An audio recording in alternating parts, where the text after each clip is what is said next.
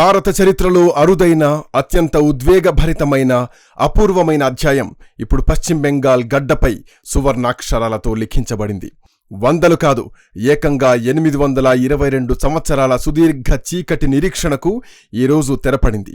ఎక్కడైతే సనాతన ధర్మం శతాబ్దాల పాటు దారుణంగా అణిచివేయబడిందో, ఎక్కడైతే మెజారిటీ హిందువులు తమ సొంత గడ్డపైనే, తమ సొంత దేశంలోనే పరాయి వాళ్లలా సెకండ్ క్లాస్ పౌరులుగా బతకాల్సిన దయనీయ పరిస్థితులు నెలకొన్నాయో, సరిగ్గా అదే బెంగాల్ గడ్డపై నేడు కాషాయ జెండా సగర్వంగా అత్యంత తేజస్సుతో రెపరెపలాడుతోంది. ఒకప్పుడు కాళీమాత పూజలతో, మహాదుర్గామాత ఆరాధనలతో, పవిత్ర వేద మంత్రోచ్చారణలతో నిత్యం మార్మోగిన ఆ పవిత్ర భూమి పరాయి పాలకుల చేతుల్లో నలిగిపోయి తన అస్తిత్వాన్ని, ఆత్మగౌరవాన్ని కోల్పోయే స్థితికొచ్చింది.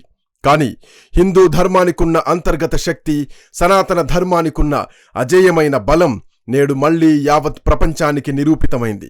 భారతీయ జనతా పార్టీ నాయకత్వంలో, ముఖ్యంగా అపర భగీరథుడు ప్రధానమంత్రి నరేంద్ర మోదీ దార్శనికత, హోంమంత్రి అమిత్ షా అకుంఠిత దీక్ష, అలుపెరగని పోరాటంతో బెంగాల్లో హిందువుల ఆత్మగౌరవం మళ్లీ ప్రాణం పోసుకుంది. ఏకంగా 822 తర్వాత బెంగాల్ మేల్కొంది. ఇది కేవలం రాజకీయ పార్టీ సాధించిన సాధారణ ఎన్నికల విజయం మాత్రమే కాదు. ఇదొక చారిత్రక, సాంస్కృతిక, ఆధ్యాత్మిక పునరుజ్జీవం. 8 శతాబ్దాల చీకటి యుగాన్ని చీల్చుకుంటూ వచ్చిన ఉజ్వలమైన కాషాయ సూర్యోదయమిది.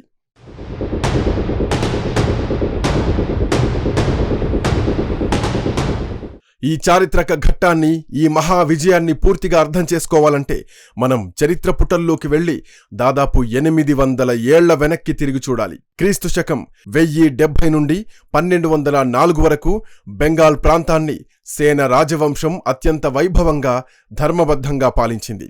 ఆ రాజవంశానికి చెందిన గొప్ప వీరుడు, సనాతన ధర్మరక్షకుడైన లక్ష్మణ్ సేన్ బెంగాల్ను పాలించిన చిట్ట చివరి హిందూరాజు. ఆయన సువర్ణ పాలనలో బెంగాల్ సిరి సంపదలతో తులతూగింది. హిందూ ధర్మం 4 పాదాలపై గర్వంగా నడిచింది. ప్రతి ఊరిలో దేవాలయాలు, అత్యున్నత విద్యా కేంద్రాలు వర్ధిల్లాయి. కళలు, సంస్కృతి, సాహిత్యం విశ్వవ్యాప్తంగా వెల్లివిరిశాయి. ఆ కాలంలో హిందువుల జీవన విధానం అత్యంత ఉన్నత స్థాయిలో ఉండేది. కానీ క్రీస్తు శకం 1204లో ఆ స్వర్ణయుగానికి అత్యంత విషాదకరంగా తెరపడింది.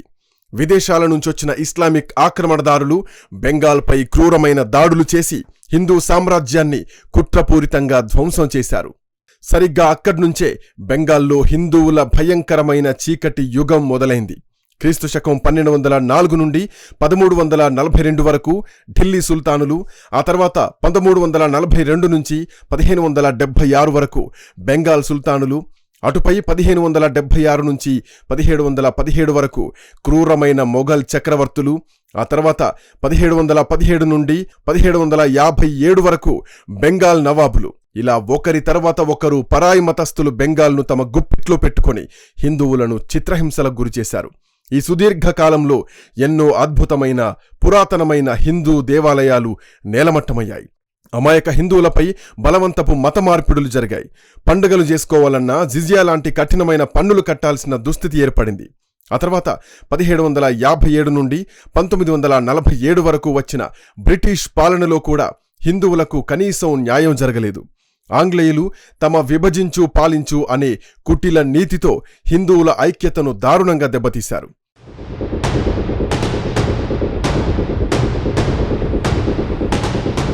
1947లో దేశానికి ఎంతో నిరీక్షణ తరువాత స్వాతంత్ర్యం వచ్చినప్పటికీ బెంగాల్ హిందువుల కష్టాలు ఏమాత్రం తీరలేదు.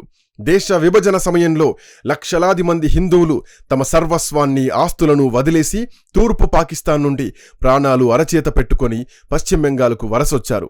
స్వాతంత్రం తర్వాత కూడా దశాబ్దాల పాటు పశ్చిమ బెంగాల్ను పాలించిన కమ్యూనిస్టులు, ఆ తర్వాత అధికారంలోకొచ్చిన మమతా బెనర్జీ నాయకత్వంలోని ప్రభుత్వాలు హిందువులను నిర్లక్ష్యం చేశాయి.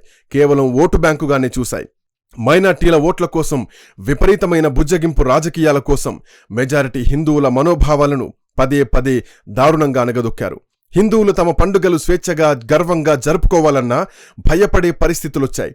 హిందువుల ఆరాధ్య దైవమైన దుర్గా పూజ విగ్రహ నిమజ్జనాలకు సమయ ఆంక్షలు విధించడం, రామనవమి పవిత్ర ఊరేగింపులపై అకారణంగా రాళ్ల దాడులు జరిగినా ప్రభుత్వాలు పట్టించుకోకపోవడం, సందేశ్ ఖాళీ లాంటి ప్రాంతాల్లో అమాయక దళిత గిరిజన హిందూ మహిళలపై అమానుషమైన అరాచకాలు జరిగినా మౌనంగా ఉండడం లాంటి సంఘటనలు బెంగాల్ హిందువుల గుండెల్లో ఎన్నటికీ మానని తీవ్రమైన గాయాలు చేశాయి.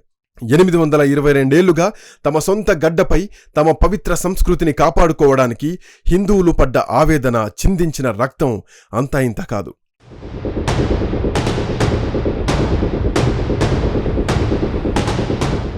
కాని సనాతన ధర్మం ఏ కత్తికి తెగని, ఏ మంటకు కాలని, ఏ ఆక్రమణదారుడు నాశనం చేయలేని ఒక శాశ్వత జీవన సత్యం.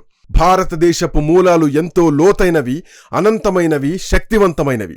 ఇన్ని వందల ఏళ్ల కఠోరమైన అణిచివేత తర్వాత కూడా బెంగాల్లో హిందుత్వం సజీవంగా బ్రతికి ఉందంటే దానికి కారణం ఆ బలమైన మూలాలే. క్రూరమైన రాజులు పోయినా, పరాయి రాజ్యాలు మారినా, దాడులు నిరంతరం జరిగినా సామాన్య హిందూ కుటుంబాలు తమ ఇళ్లలో రహస్యంగానైనా కాళీమాతను, దుర్గామాతను పూజించడం ఏనాడు మరవలేదు. భక్తి ఉద్యమం ద్వారా చైతన్య మహాప్రభు కృష్ణనామాన్ని ప్రతి బెంగాలీ ఊరికి చేర్చారు. ఆ తర్వాత కాలంలో రామకృష్ణ పరమహంస, స్వామి వివేకానంద లాంటి గొప్ప మహనీయులు రగిలించిన ధార్మిక జ్వాల బెంగాలీల నరాన జీర్ణించుకుపోయింది.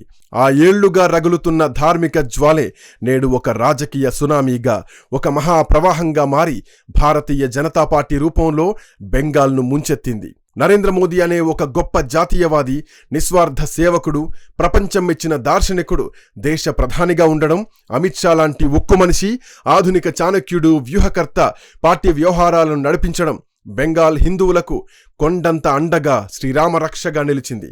మోదీ, అమిత్ షా ద్వయం బెంగాల్ హిందువుల వందల ఏళ్ల ఆవేదనను, వారి నిశ్శబ్ద రోదనను సంపూర్ణంగా అర్థం చేసుకున్నారు. వారిలో చచ్చిపోయిందనుకున్న ఆత్మ గౌరవాన్ని తీవ్రస్థాయిలో రగిలించారు.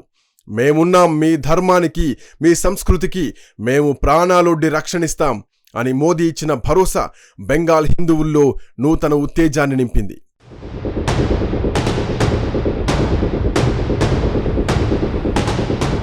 నరేంద్ర మోదీ జాతీయ స్థాయిలో అత్యంత ధైర్యంగా తీసుకొచ్చిన సాంస్కృతిక జాతీయవాదం బెంగాల్లోని అణువణువున ప్రతి హిందువు గుండెల్లో ప్రతిధ్వనించింది.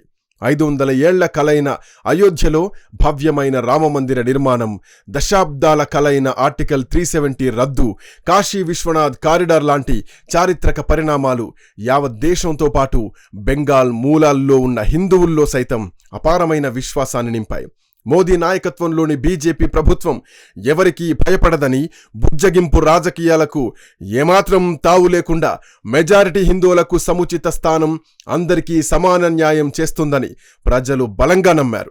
క్షేత్రస్థాయిలో అమిత్ షా పన్నిన వ్యూహాలు, బూత్ స్థాయి నుండి కింది స్థాయి వరకు పార్టీని పటిష్టంగా నిర్మించిన విధానం, కార్యకర్తల్లో నింపిన ధైర్యం కమ్యూనిస్టులు, అలాగే తృణమూల్ కాంగ్రెస్ అరాచకాలను, హింసను ఎదురించి నిలబడేలా చేశాయి. దశాబ్దాలుగా ఓటు బ్యాంకు రాజకీయాలతో, కుహానా లౌకికవాదంతో హిందువులను విభజించిన శక్తులకు తగిన బుద్ధి చెబుతూ యావత్ బెంగాల్ హిందూ సమాజం ఒకే లక్ష్యంతో ఏకతాటిపైకొచ్చింది.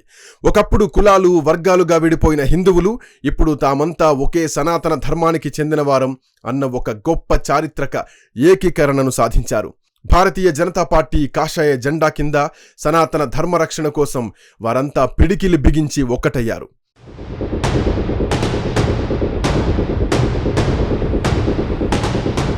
సరిగ్గా 822 సంవత్సరాల క్రితం క్రీస్తు శకం 1204లో వీరుడు లక్ష్మణ్ సేన్తో ఆగిపోయిన హిందూ రాజ్యపు ఘనమైన ప్రయాణం, ఆగిపోయిన రథ చక్రాలు నేడు నరేంద్ర మోదీ, అమిత్ షా నాయకత్వంలోని బీజేపీ అఖండ విజయంతో మళ్లీ అత్యంత వేగంగా కదిలాయి. బెంగాల్ పటం మొత్తం పవిత్రమైన కాషాయ రంగులోకి మారిపోయింది.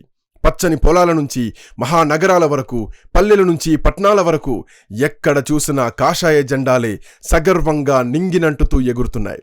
ఇది కత్తులతో, తుపాకులతో, రక్తపాతం సృష్టించి సాధించిన క్రూర విజయం కాదు. ఇది స్వచ్ఛమైన ప్రజాస్వామ్యబద్ధంగా ఓటు అనే బ్రహ్మాస్త్రంతో హిందువులు అద్భుతంగా సాధించిన అహింసాత్మక, సాంస్కృతిక, ఆధ్యాత్మిక విజయమనే చెప్పాలి.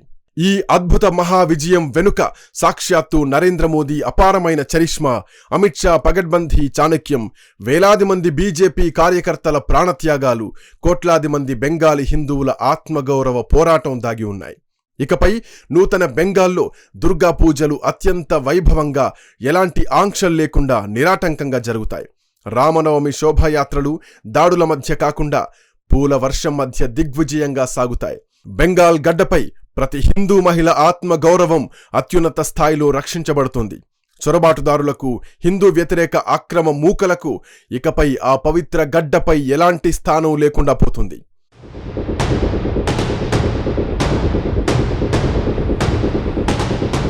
చివరగా అత్యంత సగర్వంగా చెప్పాలంటే బెంగాల్ హిందువులు తిరిగి తమ సొంత రాజ్యాన్ని తాము అద్భుతంగా దక్కించుకున్నారు.